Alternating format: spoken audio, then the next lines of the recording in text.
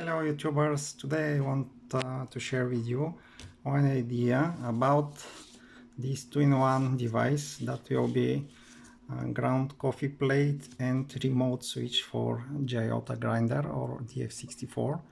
It can be done by 3D printing to be the full cover and to be the cover of the base of the grinder, and to be more, how to say, beautiful and aesthetic. But for now this is my prototype and it's not bad actually. It's easy to use.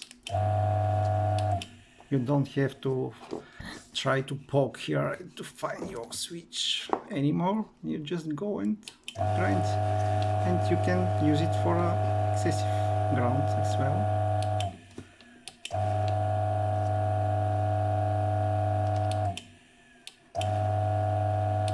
But of course, it's if it is bigger, to cover all this frame and to be like, how to say, like this, to be like a rail on this, and to have these two features, it will be very useful, I think.